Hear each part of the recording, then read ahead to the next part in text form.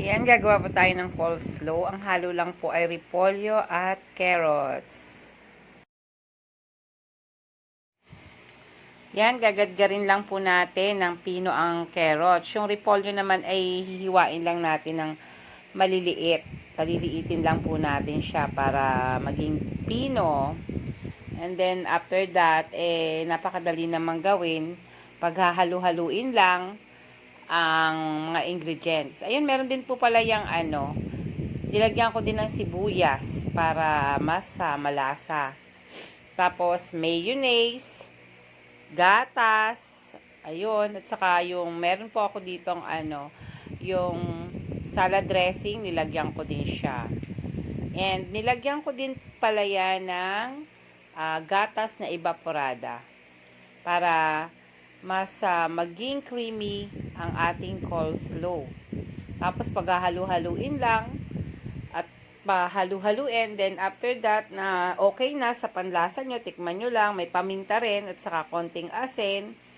At pag okay na sa panlasa ay pwede nang ilagay sa rep para palamigin. Masarap po kasi siya pagka nai-overnight mo siya sa rep, tapos kinabukasan mo pa siya kakainin. Kasi yung niya, yung pinaka-repolyo is parang kumbaga malutong na siya. Masarap, masarap po. Ayan, kasi po tuwing kumakain sa KFC talagang nag-o-order ako niyang coleslaw. Kaya yun, napakadali naman palang gawin. Mas mainam pang ikaw na lang ang gumawa at magsasawa ka. Kasi yung isang repolyong maliit at carrots ay napakadami na. Pero pagka mag-o-order ka niyan, isang order magkano? Dati parang 60 something lang. Parang ngayon mga nasa 70 something na. Kulang-kulang 80.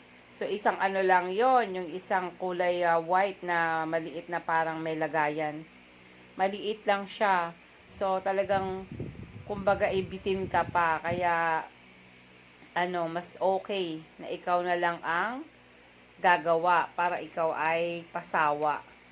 Kumbaga ilang ilang serving yan, ilang serving ang niyan. Babalik-balikan mo na lang yan sa rep para pwede ng hapunan at yan ay nakakabusog na, healthy pa. Yun lang. Sana ay nag-enjoy kayo. Have a good day, everyone!